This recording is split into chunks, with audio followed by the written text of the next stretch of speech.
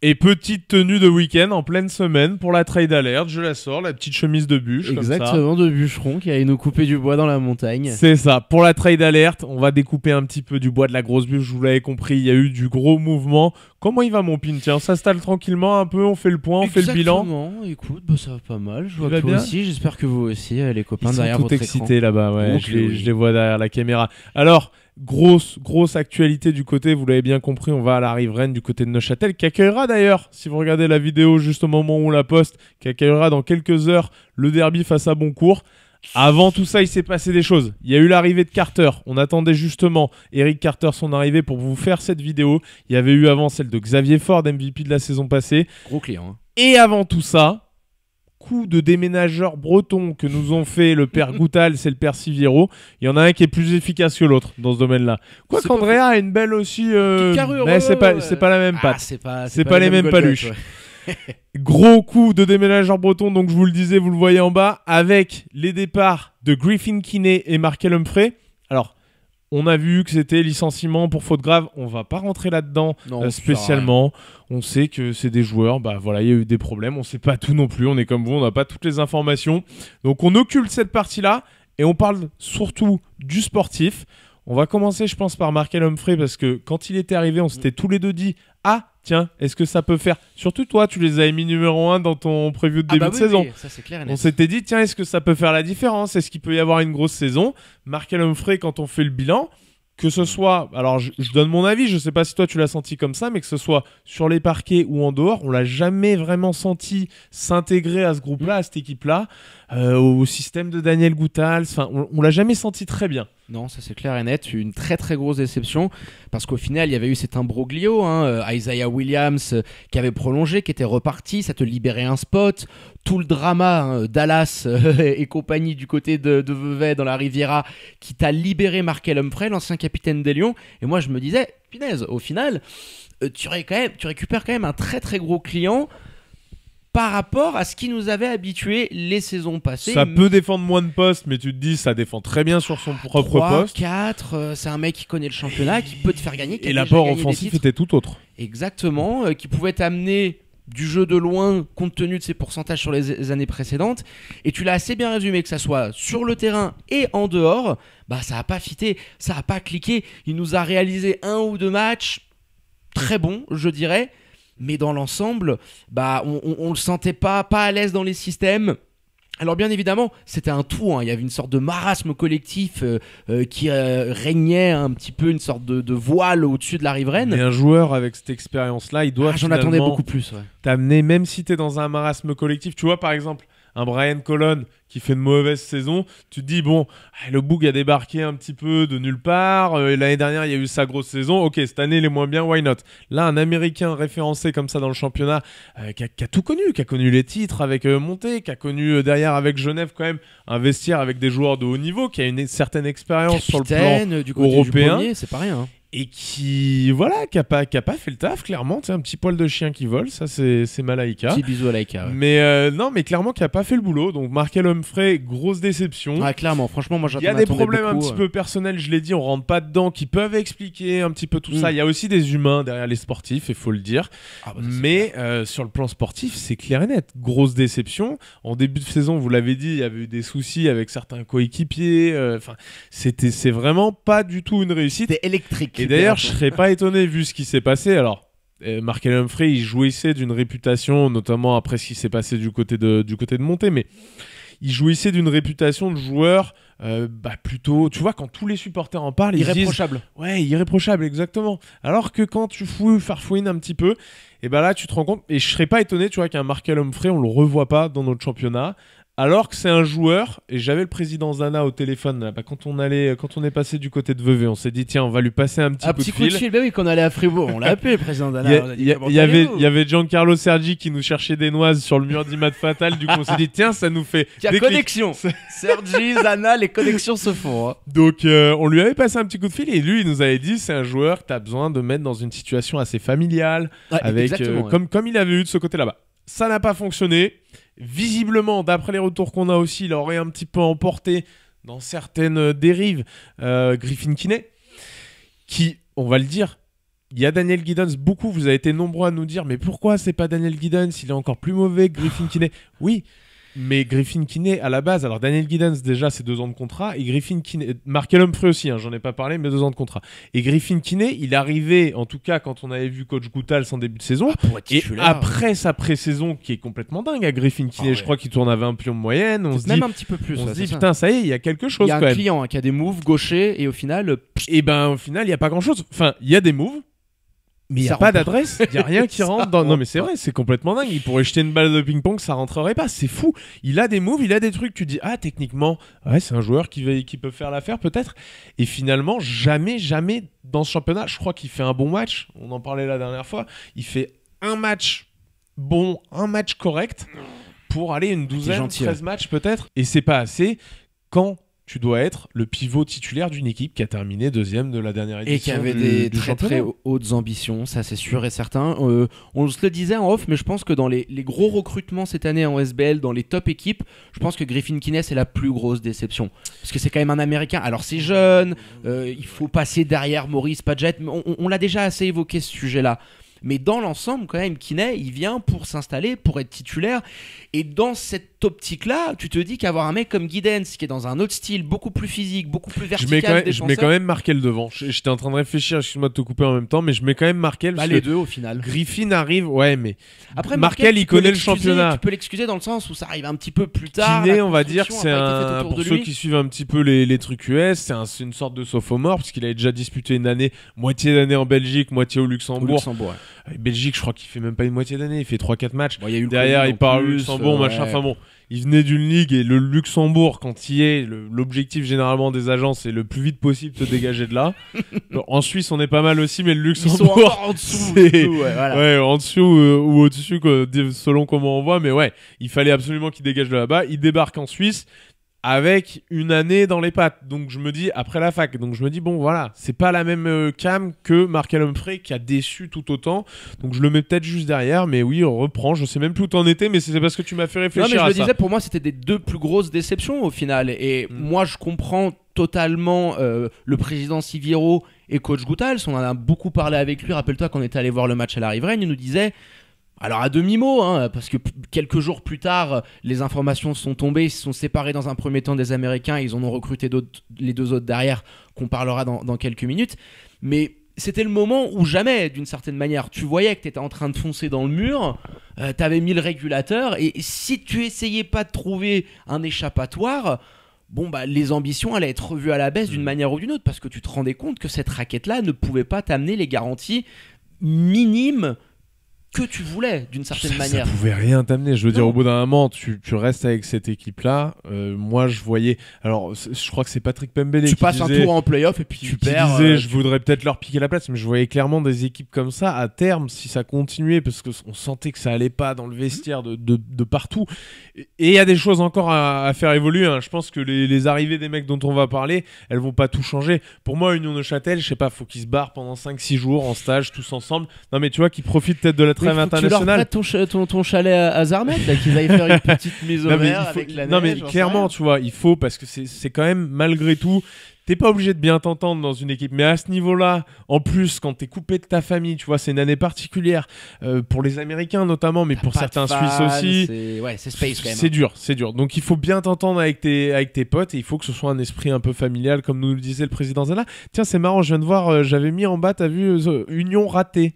Griffin Kinney, Markel Humphrey, l'Union ratée, elle était pas mal, je l'ai même pas annoncé, elle est pas mal, dites-nous ce que vous en pensez en commentaire. L'Union ratée, je la trouve belle. Mais c'est assez ça, voilà, et puis il fallait de toute façon, je pense, faire table rase et essayer de tenter autre chose, parce qu'au final, je pense pas que tu pourras faire pire que ce que tu avais. Et là, tu m'envoies la perche, parce que table rase, ils l'ont fait. Là pour mon flow, là. Exactement, petite alley-oop, t'as raison. Tu m'envoies la balle sous le cercle, j'ai une grosse détente. Attention, je frôle le mètre 80, mais attention, ça jump. Donc, vous le voyez, arrivée de Xavier Ford, on commence par lui.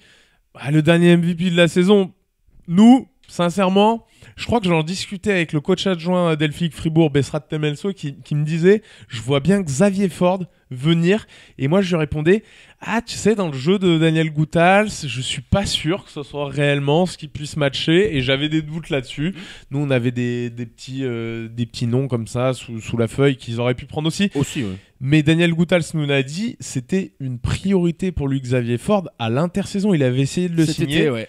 Xavier Ford lui a dit, écoute, je peux me barrer en Pro B, donc pour moi, la Suisse, voilà, comme on vous l'a dit, de toute façon, il faut partir le plus vite possible pour ce genre de joueur, surtout quand tu as fait une saison comme celle-ci. Ouais. Il s'est barré pas bien loin de Genève, du côté d'Aix-Maurienne. Pas suffisant, on va dire, là-bas, mais clairement, dans notre championnat MVP de la saison dernière, je vois pas comment ça pourrait être un mauvais apport quand tu compares un petit peu qui vient remplacer, parce qu'il vient remplacer Markel Humphrey. Ah bah oui, là tu as vraiment un joueur offensivement qui va t'apporter beaucoup. On a pu le voir sur ses toutes premières minutes que quand il s'agit de mettre un paneton dans l'arceau, il est pas manchot. Il a fait quoi, 2 matchs? Ouais, 2 matchs avec, je crois, peut-être 25 moyenne à pions, peu près. Voilà. Donc, tu vois tout de suite le mec qui a pas besoin de connaître à fond le playbook. En ISO, tu sais ce qu'il est capable de faire. Ça, c'est clair et net. Rappelons quand même que du côté d'Aix-en-Maurienne en Pro B, il avait moins de minutes, mais il tournait à la quinzaine de pions, ce qui est vraiment pas mal. Après, tu avais une équipe qui tournait pas très bien collectivement. Ils ont décidé de s'en séparer. Tant mieux. Problème qu'il y avait surtout pour Xavier Ford à Aix-Maurienne, c'est qu'il jouait poste 4. Et que il apprécie pas ça. La Pro B, par rapport à notre championnat, par exemple, sur les postes 4, t'as des mecs, t'as des monstres. C'est un autre, il se faisait c'est un grimper autre calibre dessus. physique. Ouais, Alors, ouais. il fait 2,03, mais il est pas bien épais non plus. Il se faisait grimper dessus et il pouvait pas. C'est un Et 3 fuyant, tu vois, je dirais peut-être Ce 3 qu'il faut aussi plus. dire, parce que je crois que c'est Mehdi Marie qui disait justement, et on l'a pas gardé, mais parce que justement, il était pas assez athlétique malgré son bon rendement. S'il avait été si bon que ça, il l'aurait gardé poste 3 à la place de l'autre américain qu'ils ont. Donc, il y a aussi eu un petit souci de niveau, malgré son bon apport statistique, un souci d'intégration probablement, qui aura peut-être pas à Neuchâtel, parce que clairement, dans cet effectif-là, Vernon Taylor, Brian Colon, on va dire que c'est les leaders. Tu peux voir Johan Grandvorka là-dedans, mais je trouve C'était supposé être les leaders. C'était supposé être les leaders.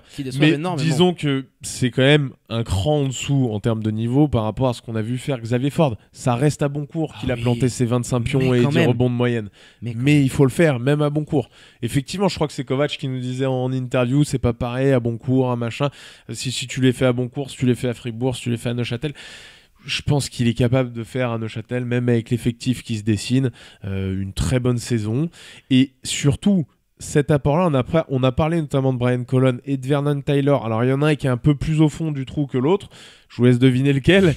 Mais ce qui peut apporter aussi Xavier Ford, c'est permettre aux défenses adverses, les jours de match, de ne pas se focaliser uniquement sur Brian Colon et Vernon Taylor, ce qu'on voyait depuis le début de saison. Les mecs, ils étaient matraqués, il y avait des prises à deux dès qu'ils tentaient des moves dans les zones où ils ont leur shoot préférentiel. Ça, d'avoir une menace de plus en 1 contre 1, ça va t'apporter peut-être de relâcher un petit peu les défenses ou d'être un peu moins concentré ça va libérer des espaces, sur des joueurs comme Colon et comme Viti, et peut-être que ces mecs-là vont en profiter.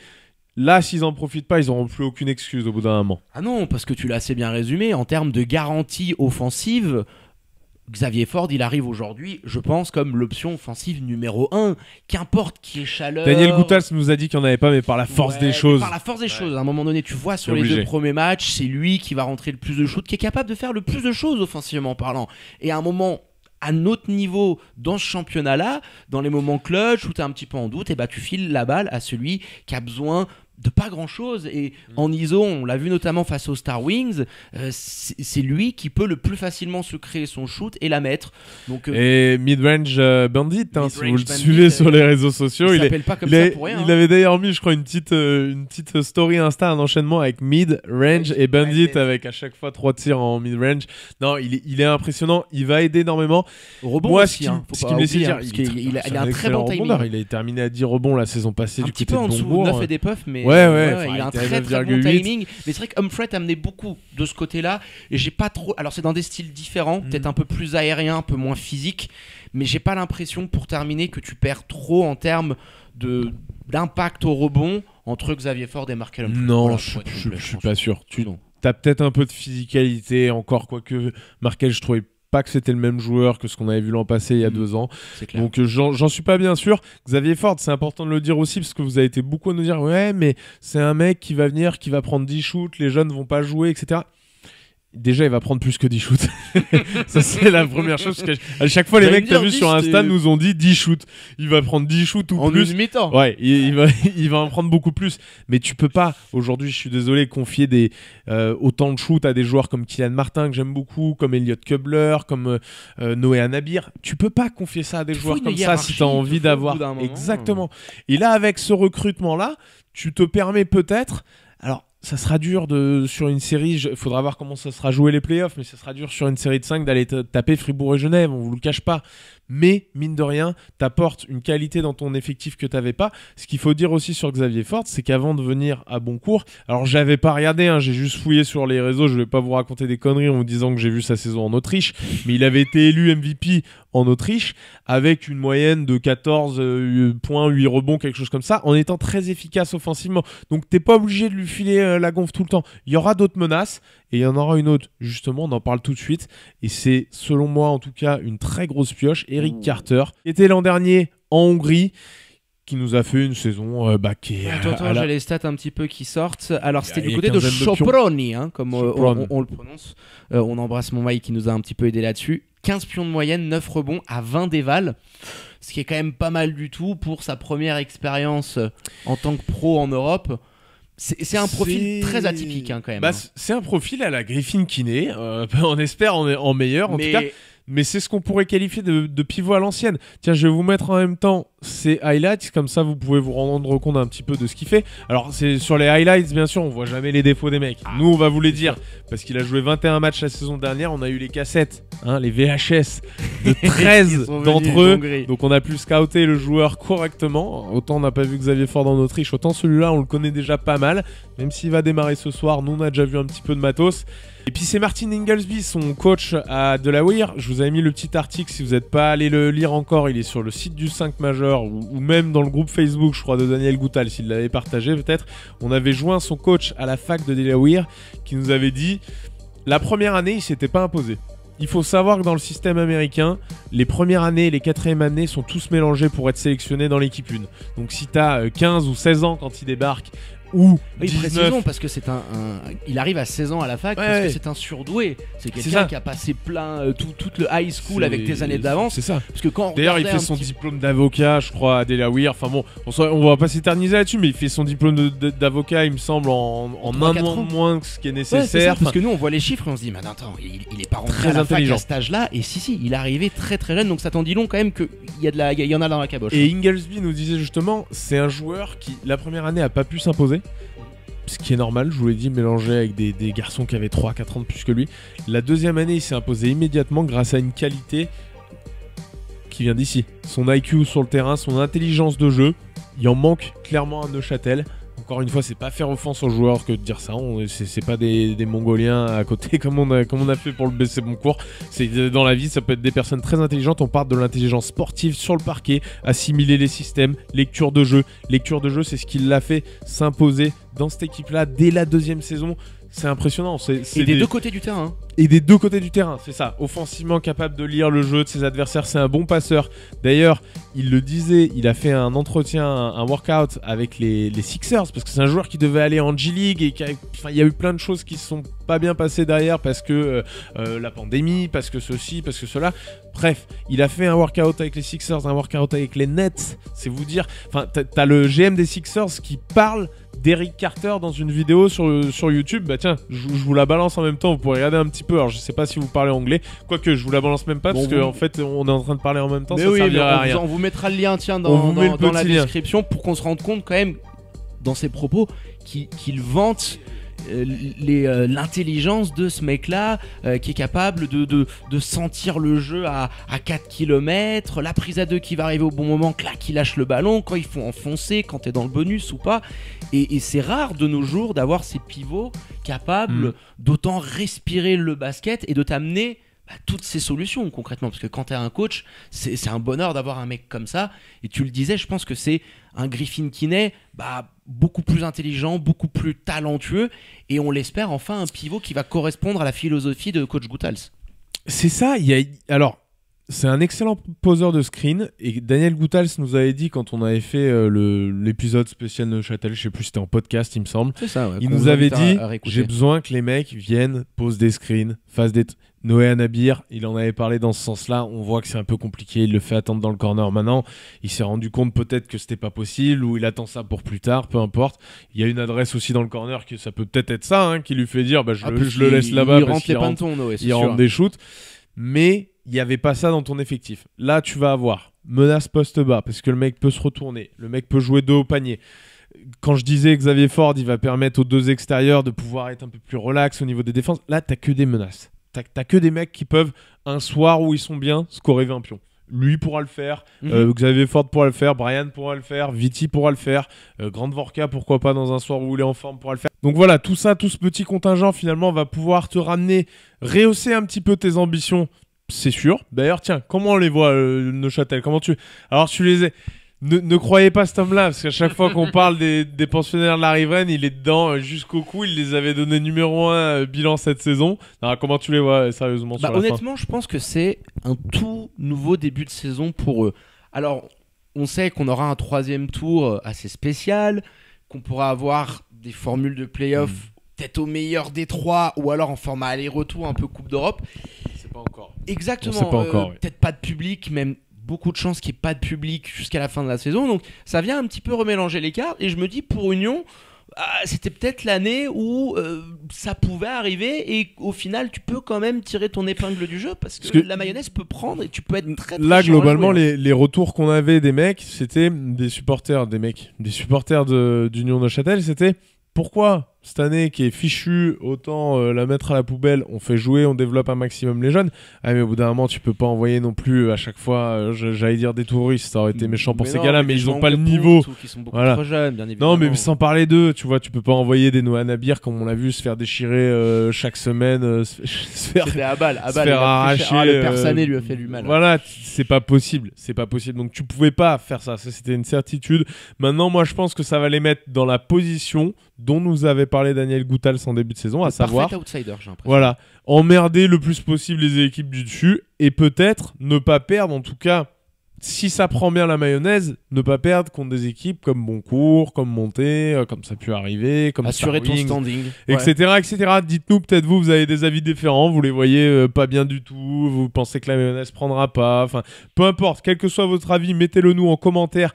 Vous likez la vidéo, vous faites comme notre bon vieil ami Giancarlo Sergi, le premier abonné de la chaîne YouTube du 5 majeur. Vous abonnez, vous activez la petite clochette pour recevoir nos vidéos et surtout diffusez notre savoir à travers le monde et le microcosme de Swiss Basketball en partageant la vidéo.